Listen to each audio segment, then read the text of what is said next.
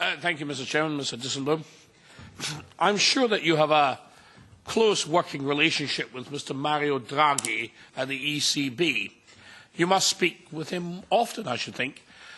So can I just ask you to impress upon him the importance of answering parliamentary questions?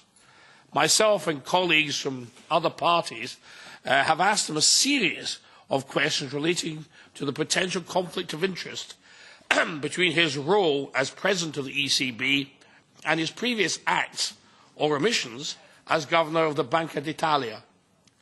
We asked him in person, both in plenary and in committee, and again in writing last year, and now, more than 3 months later, still no reply. In the event of an Italian banking collapse, speculation about his period as Governor of the Banca d'Italia would undermine confidence not just in the Italian and Eurozone banking systems, but also in the communication between national central banks. Avoiding questions simply fuels theories, and conspiracy theories at that. So in the interests of financial stability of the Eurozone, will you remind President Draghi of not just the questions, but the importance of answering those questions properly?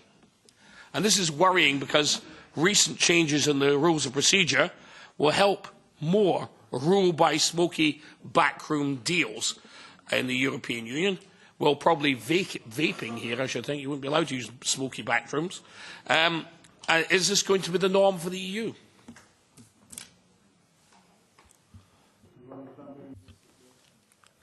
No, just to say that I know nothing of these questions, and I'm sure you don't need me to convey a message to Mario Draghi. I'm sure the Parliament has ways of getting messages across. We've tried those, sir, and they didn't work. He's coming regularly to this committee as well.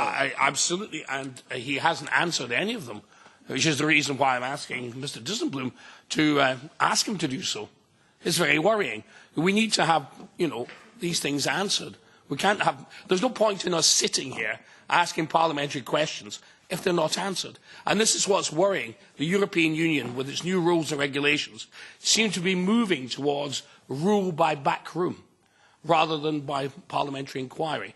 We, Britain, are leaving, but we don't want to leave a catastrophe on our doorstep here in Europe.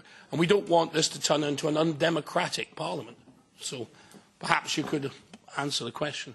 Or get him to answer the question. No, David, we have clear rules, especially asking questions to the President of the ECB, and that is clear for every colleague. It has to pass the presidency of the Bureau of the committee, and the President has to co-sign and is officially allowed to ask questions to the President of the ECB, and then we get in proper time the answers. And of course we have regularly the President of the European Central Bank and the President of the European Systemic Risk Board in front of us, so there are a lot of possibilities to ask questions directly. And I think that's enough. No, that's my point, sir. He hasn't answered them. To safeguard all democratic rights. Okay, we agree that we disagree for the moment. Okay. I wait with anticipation, sir. Yeah, it's a pleasure. Bated breath. I'm not holding it.